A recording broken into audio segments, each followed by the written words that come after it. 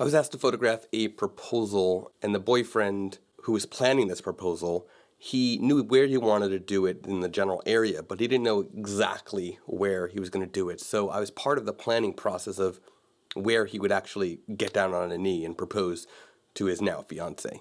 In this video, I want to share how I planned it and what equipment I used for the proposal photos and the engagement photos.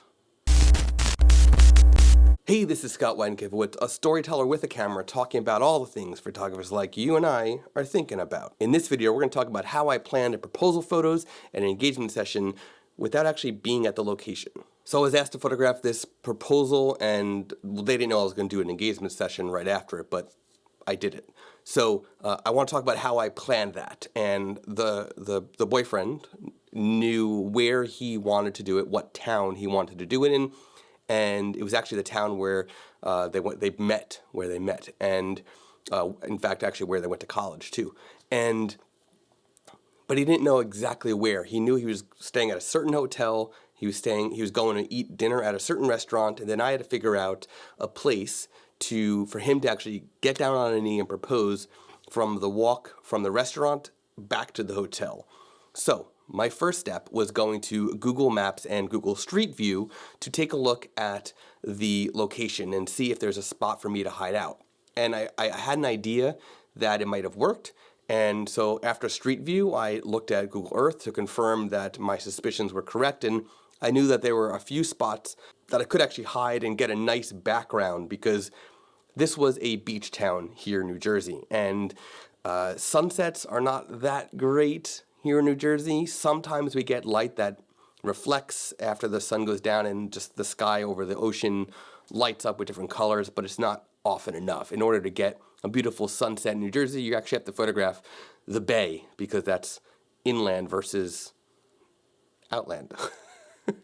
So my first step, again, was Google Street View. I figured out that this ocean walk was kind of perfect, and it was actually a good, maybe a half mile between the restaurant and the hotel they were staying at.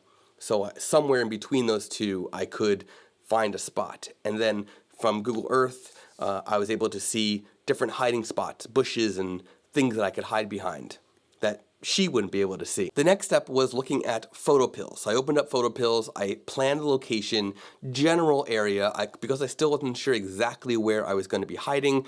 I just did a general area, set my field of view to the camera and the lens I knew I'd be using, which you'll see in a minute. I figured out the timing, because sunset was at 8:24, 8:25, and I knew I wanted to be around there, but they were having dinner or reservations at 5:30, so it was just a general plan.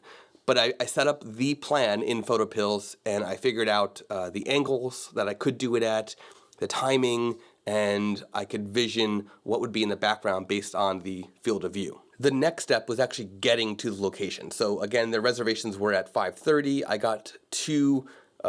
I parked my car at the location at like 6:45, and I got a text message that they were just about done and getting dessert, even though they weren't hungry for dessert. He was trying to buy some time, and he ordered dessert anyway.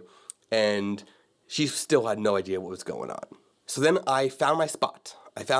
It was actually, there was bathrooms, these, public bathrooms, and right after the bathrooms if here is the restaurant they were eating at, and here's the hotel, the bathrooms were kind of right in the middle along the walk, and then right after the bathroom was a crosswalk that was actually on a diagonal, and there was bushes that I can hide behind that she wouldn't be able to see me at all. And I hid behind the bushes, aimed right after the crosswalk. I sent him a text message saying, this is where I am at the bathrooms. Once you get past the bathrooms, there's a crosswalk. Stop right after the crosswalk. Now I had my Nikon Z6 set up, aimed at the perfect spot to get the video of this, and then I was hand holding my camera with the 70-200 lens on it, my D850 and the 70-200, and that was for the stills. So while he was walking, he was peeking at his phone. He didn't get to read the text message in full, so he saw bathroom and crosswalk. So he stopped basically at the crosswalk, which means the video was not captured. He wasn't close enough in frame to get the video. Because I am hand-holding my other camera for stills, I was able to get him the stills, everything I needed. He wound up stopping, and he, at one point, said to her, hey, look, Wouldn't it be nice if our hotel had a rooftop bar? She looked up, and the moment she turned around and looked up, he got down on a knee, she turned back, and he proposed. It was a beautiful moment, and I got it all captured on my D850, which is great, and well, that's that. Then after this, we waited a little bit. They wanted to FaceTime their family and whatnot and share the good news, and as it got closer to sunset, we went onto the beach and we photographed some engagement photos on the beach.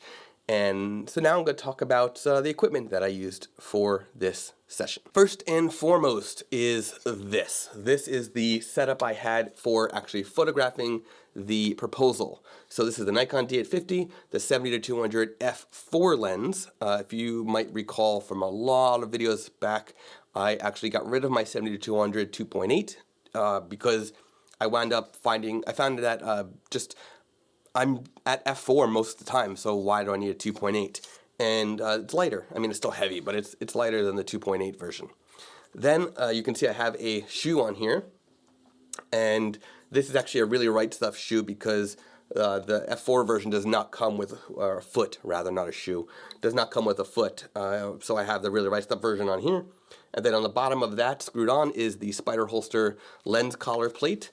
And this is also an Arca Swiss, so I've got basically two Arca Swiss clamps on here right now, or mounts on here, but it has a pin. So I did have on my hip my Spider Pro holster. This is right on my belt, and I had this on my hip for whenever I needed to walk around and have my hands free for something else. So this was the setup for actually getting the proposal photos. When the proposal was complete and we were waiting around for closer to sunset to do engagement session, I switched from the 70-200 to my 85mm 1.8 lens. I much prefer using a prime lens most of the time. For something like a proposal photos, you kind of need the flexibility of zooming, so that's why I use my 70-200.